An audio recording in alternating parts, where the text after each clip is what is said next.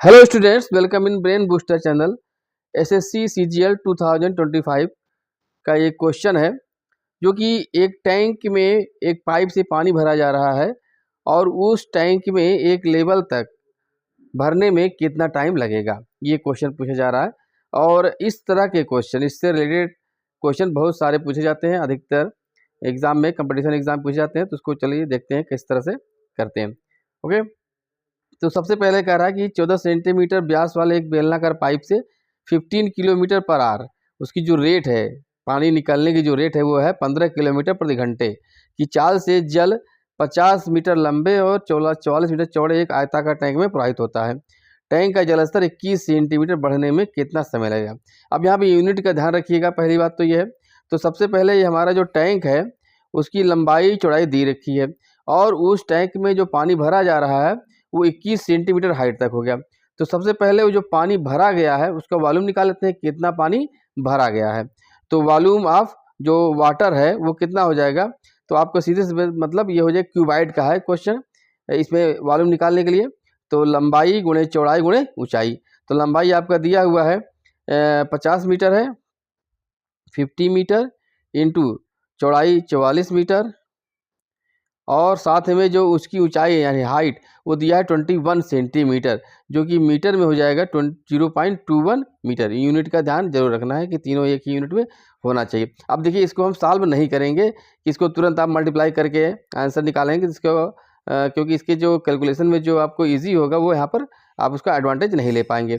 इसलिए ये आखिरी कैलकुलेशन, जो भी कैलकुलेशन है वो उसको आगे तक ले जाइए, जहाँ आखिरी में करना पड़े तब करना चाहिए। ओके, अब इसको हम ऐसे छोड़ देते हैं। अब यहाँ पर कह रहा है कि जो पाइप है, ठीक है, पाइप में जो उसका जो डायमीटर है, ये मान ली पाइप है आपका, ठीक है, यहाँ से पानी निकल रहा है। इसका जो डायमीटर है वो दिया हुआ डी दिया हुआ है आपका 14 सेंटीमीटर हो गया। तो यहाँ से आर रेडियस आ जाएगा 7 सेंटीमीटर, जो कि अब इसको हमको मीटर में बदलना होगा। तो ये हो जाएगा 7/100। अब देखिए 0.07 भी आप लिख सकते हैं यहाँ पर, है कि नहीं, मीटर हो जाएगा, या 7/100 भी लिखा जा सकता है। तो आज क्या लिखना चाहिए, तो आपको हम ये सजेस्ट कर रहे हैं कि इस तरह का लिखना ज़्यादा सही रहेगा, क्योंकि इसमें पॉइंट का ध्यान रखना पड़ेगा, वो कैलकुलेशन में मिस्टेक होगी। ठीक है, तो इसलिए हम देखिए क्वेश्चन को हम सिर्फ सॉल्व नहीं कर रहे हैं, बल्कि क्वेश्चन को सॉल्व करने के तरीके में भी ध्यान दे रहे हैं, जिससे आपका जो आंसर हो बहुत ही कम समय में लगे। ठीक है, तो ये जो टाइम लग रहा है ये सिर्फ एक्सप्लेन करने, बाकी ये इसको सॉल्व अगर आपको सीख जाएंगे तो ये 1 मिनट भी नहीं लगेगा इसको पूरा सॉल्व करने में। ठीक, आगे बढ़ते हैं यहाँ पर। तो सबसे पहले क्या होता है, इसमें है क्या, अब इसमें जब पानी निकल रहा है उसके बता रहा है कि स्पीड कितनी है, 15 किलोमीटर प्रति घंटे। तो हम इसको ऐसा समझिए कि 1 घंटे में जो पानी निकला है, ये 1 घंटे में जो पानी निकला है वो ये एक सिलेंडर का शेप बन जाएगा यहाँ पर, और इसकी लंबाई हो जाएगी 15 किलोमीटर, यानी कि 15,000 मीटर हो जाएगा यहाँ पर। इसको समझने के लिए हम बता रहे हैं बस। तो 1 घंटे में जो पानी निकला वो इतना हो गया, यानी कि उसकी जो लंबाई हो जाएगी वो 15,000 मीटर, और एरिया तो आपका ये ए है ही है, ये यहाँ जाएगा πr²। तो 1 घंटे में जो पानी आया है वही पानी आपके इस टैंक में चला जाएगा। तो वाटर पानी, जो कि पानी वाटर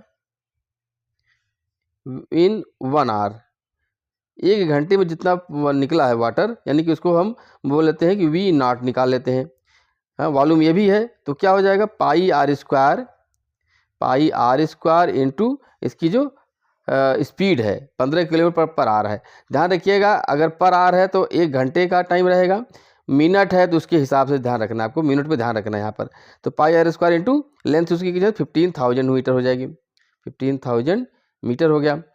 अब ये तो 1 घंटे का वॉल्यूम है, वॉल्यूम कितना भरना है, इतना भरना है। तो टोटल नंबर ऑफ आवर्स कितने लगेंगे, तो हमको लगेगा जो टाइम निकालना है हमको, टाइम टी इक्वल हो जाएगा कैपिटल V अपॉन इस V0 हो जाएगा। कैपिटल V आपका क्या है 50 मीटर इंटू, अब देखिए आप मीटर लिख रहे हैं हम, इसकी ज़रूरत तो है नहीं आपको क्योंकि रफ करना होगा, 0.21 मीटर हो गया। अब πr², पाई को आप 22/7 लिखेंगे, 22/7 इंटू r²। अब r यहाँ पर है आपका 7/100 ही यूज करेंगे, ध्यान रखिएगा यहाँ पर 7/100 इंटू 7/100 πr² हो गया इंटू ये लेंथ 15,000 मीटर हो गया। अब यहाँ पर आपको देखना है, अब ये 100 × 100 ये ऊपर चला जाएगा तो हो जाएगा 10,000 ऊपर हो जाएगा, या इसको यहीं से काट लीजिए। देखिए ये हो गया, 2 जीरो कट गया, 1 जीरो यहाँ से कट जाएगा। ओके, तो बचा 10 बचा, तो 10 ऊपर चला जाएगा। ठीक है, अब नेक्स्ट स्टेप में आ जाएगा यहाँ पर। अब जितना रिड्यूस हो, देखिए 7 का 7 कट गया यहाँ पर। अब ये 7 है, 7 1 जा 7, अब इधर आ जाएगा 0.03। ध्यान रखिएगा जल्दबाजी में 7 3 जा 21 कर देंगे, 0.3 कर देंगे तो 0.3 नहीं होगा, क्योंकि 0.3 करने से 2.1 आएगा, ये हो जाएगा 0.03। इसका ध्यान रखना जरूरी है यहाँ पर। तो अब देखिए नीचे आपका क्या बचा, 7 कट गया, अब 22 इसको हटा दीजिए, 21 यहाँ आ जाएगा, 2 आ जाएगा। अब इधर बचा नीचे डिनोमिनेटर में 15 बचा है, तो 15 को भी आप तोड़ लीजिए, तो यहाँ 5 से करिए 10 आ जाएगा, ये हो जाएगा 3 आ जाएगा। ओके, अब डिनोमिनेटर में 3 बचा है।